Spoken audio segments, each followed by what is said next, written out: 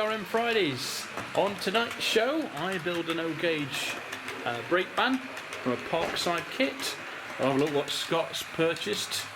He's got some interesting models to show us. And so let's get on with the show.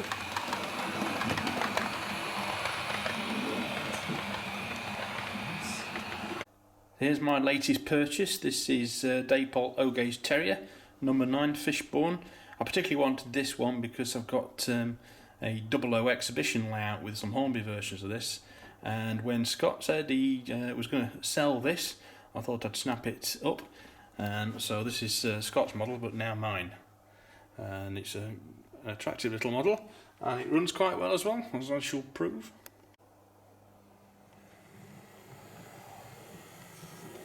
I think it's also got a firebox glow in there.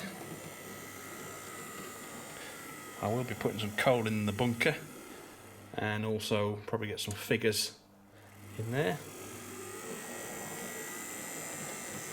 I think Dapple are doing some 4-wheel coaches to go with it at some point.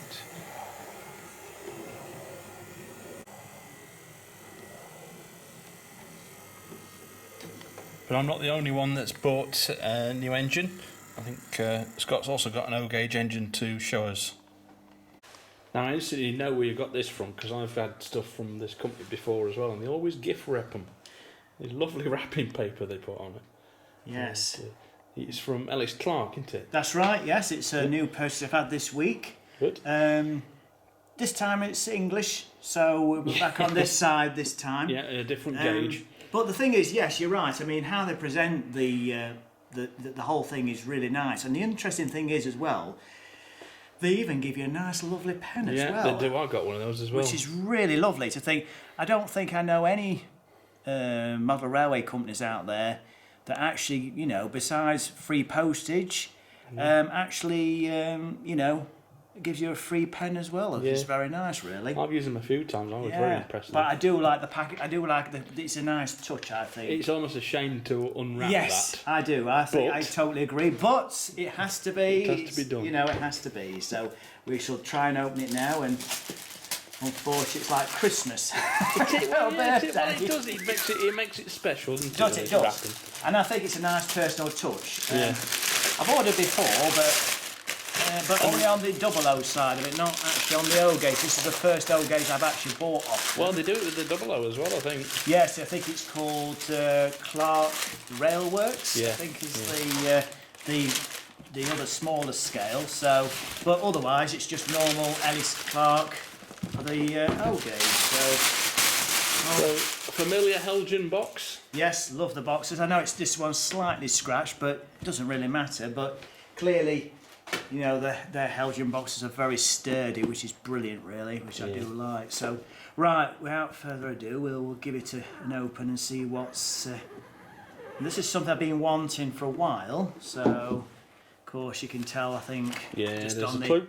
There's the clue there. And the head code panels. And the head code panels, which is good. And which way is this upside down? No, we're on the right way. Ah, there we go. There you go, this lovely Hymek.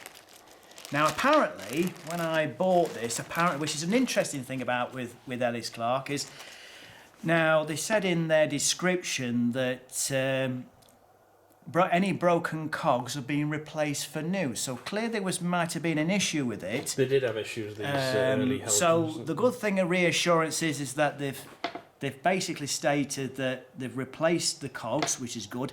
Plus, not only that, it's also got a 6 months warranty. Which is, I know some of these model railway companies out there, model railway shops, do offer some kind of, well, I think a lot of it is just a case of it not working, just exchange it. Yeah. But the fact they've offered a warranty, I don't think there's many out there that offer warranties, especially. Price-wise, I paid $425, which is good. Yeah. And the other thing is it came with free postage, which is even better, because a lot of them, again, you're either paying, I don't know, depending on how quick you want it, probably between £10 to £20 on postage. So certainly it sort of attracted me. I know I've looked on eBay just recently. There was one sound version at $750. Yeah. I think there's other places are offering them at $599.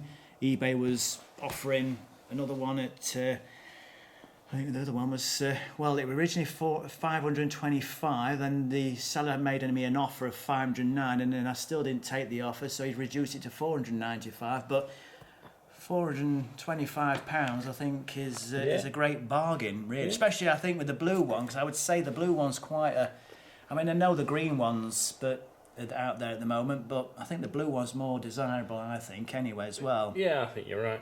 You know. So, just out of the box, and this one hasn't got the wooden plinth on. No.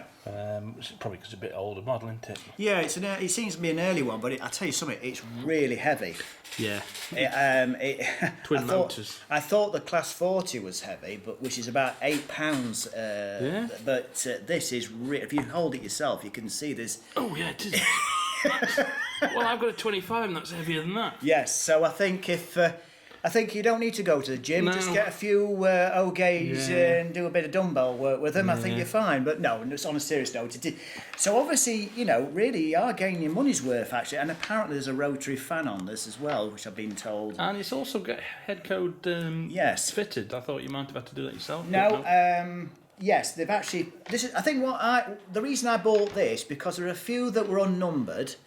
And also, like you say, and the thing was for me, I just thought, well, unless you're one of these people that used to be in the region when these were around, in the Western region, you know, if you remembered a particular number or whatever that you used to remember. But now, for me, at my age, I can't relate. So I'd rather have all the numbers fitted on. It saves them messing about. They're also terrible to renumber these because they're raised aluminium letters. Yeah. And if you do buy them, they come as individual numbers, and they're a nightmare to fit. But the lovely detail work, obviously, with the little hoops at the top there, and you know, there's some fantastic detail. And the good thing about it as well, I always find interesting with O gauge Heljan, they seem more sturdy than the double O. Yeah. I find, you know, sometimes the double O can be a bit fragile in places. Yeah. Whereas these are good handling. You know, I'm not saying they don't have problems, because they do, but yes, and I in fact, now I've looked at it, it does look really nice. I'm really glad I bought this. Obviously, I've had to sell a few things to get it, but it's worth it, and you know, I think it is anyway. No missing bits? Not that I'm aware of. I've just took it out of the box, and I was expecting, and obviously on this thing, so I was expecting, and it's obviously been transferred through the post, which I've half expected something to. Yeah. But again, it's got a 6 months warranty. I'm hoping the cogs are all right, because they've said they've replaced the cogs from Well, shall we see if it runs on our little test layout? That's it. We'll see what it's like now. Right, yes. Lovely.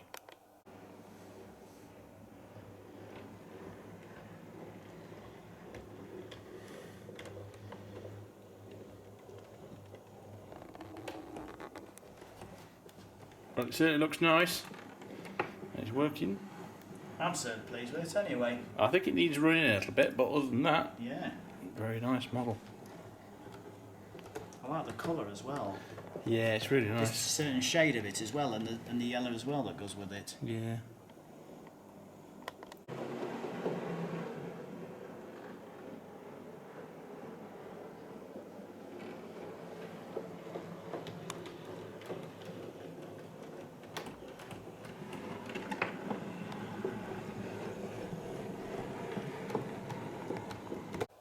Right, so tonight I'm building this kit, which is Parkside Models towed brake van, Great Western brake van. These have recently been taken over by Pico, but as far as I know, they're not really changed the moulding. I've done one or two of these before, and they're really nice kits. They're really good for beginners. Quite fun to build, actually.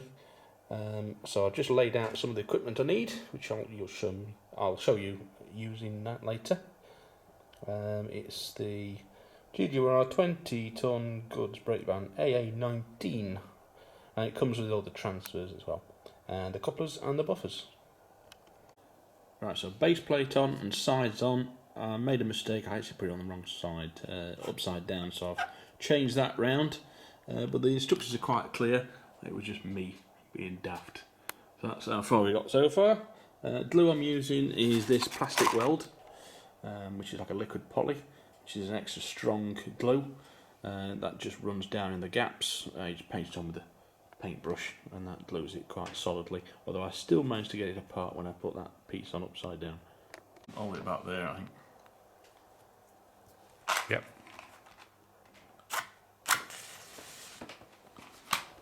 Right, so this is a bit of an experiment. I don't know if this is going to work, but I'm just blackening this over a naked flame rather than paint it and get it all gunged up. And it's gone out. Cut. Yep. Alright, second one. So hopefully it don't go out again. That's going to scorch this brass. And if this was a metal coloured chain, in this case it's actually black already, but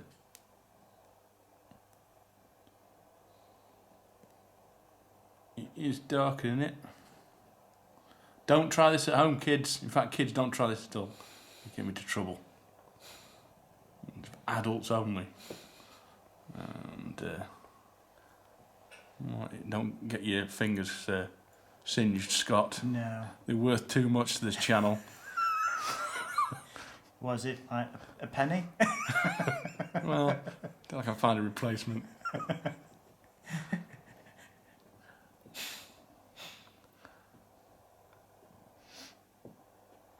And there is a fire alarm in here, so... Yep, that'll do, I think. So, we'll see if this works. I don't think it'll come off, but we'll just have to see. Right, so what you do is just push that chain link through the hole in the plastic, and then if it'll focus, you get a little spring with it. It's not going to focus properly. Little spring there, and then you bend the brass ends over, just holds that in, and then you get sprung couplings. So now the fiddly bits are done, or one of them, with the couplings. It comes together quite quickly. The sides on, they've gone together very nicely actually. I did put one of these ends on earlier and realised I shouldn't have done, so I took it off, but it's no worse the wear. It's starting to look quite good now. It's important to check it runs well. I just put the wheels in there. It does come with metal axle box which just fit through the plastic there, and it is adjustable to some extent, but it seems to be running quite smoothly now, so I'll glue those in place. Also, one thing I do is make use of all the sprues and the waste material and put it inside and glue it with super glue just to somewhere to put it, and it also weighs it down and strengthens the sides as well. That's securely set there with super glue. So I just fitted the buffers as well. We've got little springs in, and that was surprisingly easy actually. They work as good as the Daypole ready to runs, so really happy. What I'm using to, well, by the way, they'll put some more of that those sprues in there. What I'm doing is using super glue, and the best super glue I've found is this stuff from Screwfix, because the trouble with super glue is a lot of the more expensive ones, Bostik and so on, you get a very small bottle and tend to get bunged up, and they're all about 5, 6, 7 quid sometimes. So this is from Screwfix. It's a nice old-fashioned big bottle of it really, and £2.50, so I can recommend that stuff. So I've just been doing these boards on the bottom, which took quite a bit of doing, and I've super glued those so they're drying. I'll just place the roof on top, so you can see it's getting close to being completed. There's just one or two little jobs, some of the brake rigging and the handrails, which I'll probably leave for tonight. I'll probably do that tomorrow when I'm facing it fresh, because I need to get that right. But really, it hasn't taken that long to get to this stage. Well, I'm just on to the hardest bit of the kit, which is making these wire handrails fit. The little plastic lugs, I haven't got them quite straight yet, but I'll hopefully straighten those up before I get those painted. And then it's just the roof to glue on. You can see I've already painted the inside there with some white paint. That needs probably another coat to get that looking right. So there we are, pretty much finished. I haven't got time to paint it tonight, so that's probably going to come next week. But there it is on test behind my Terrier.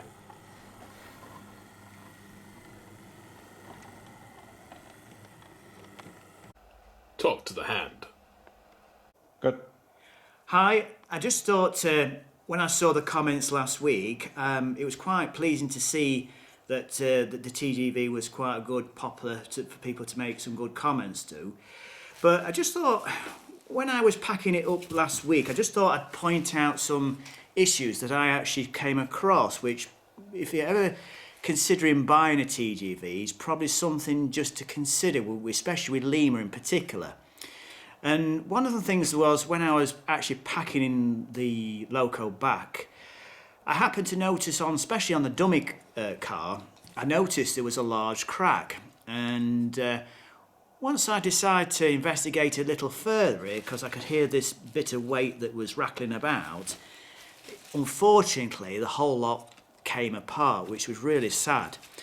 Now, the previous owner, unfortunately, when I bought it off eBay, I wasn't really told that this there was any issues, but you know, that's something, you know, you have to live with. You can either complain or just repair it yourself. So in this case, I decided, well, I'll just repair it. But what the typical issue you have with Lima, if you're ever aware, is that you always have these like two little brackets that when the weight is situated is not really suitable for this type of plastic that they have used. Now, the previous owner has actually decided to make some kind of modification to try and strengthen the actual plastic to try and make sure where the weight is held securely. But because once I opened it out, every bit, as you can see, sort of broke all into, which suggests the plastic was very brittle. So I had to use some Gorilla Glue, which I believe is quite a good glue actually, and then just carefully try and piece everything together and let it set for quite some time. But then once I'd done that and that became a sturdy chassis, then my other issue was, well, the weight, because the weight, again, if that decides to break again, it's going to naturally, we're going to go back to square one. So what I decided was, there are, from Wilko's, you can get some special double-sided sticky, like a foam, which is supposedly you could use to hold picture frames.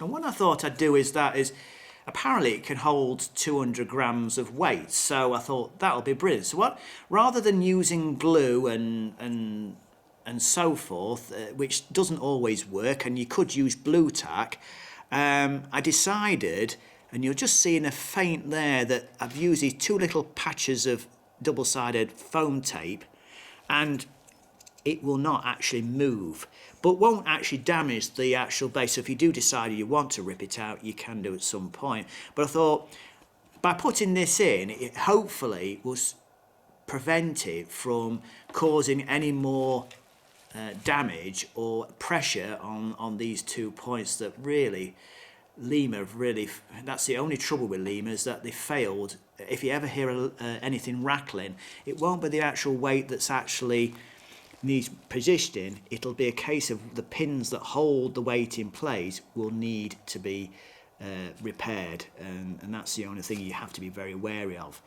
And then once that's done, then basically you can fit it all back together and so forth. But looking at, as we've moved on in terms of today's Limas and today's, I know you can see that this has obviously gone very rusty, and believe you me, if this was meant to be catered for the toy market, this would not pass its standard today based on the rust that you have. So, but other than that, once you get everything put together and repaired, it's a cracking model. And apart from the issues of coupling, which I know people found funny last week, I still would recommend one if you ever had a chance.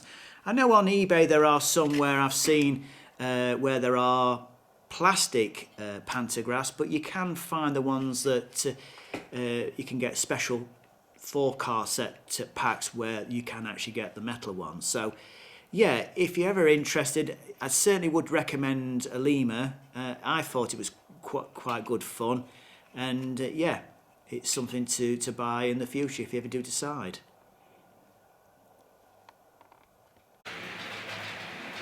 Well, that's all we've got time for this week on CRM Fridays. Please comment, subscribe, and we'll see you next time.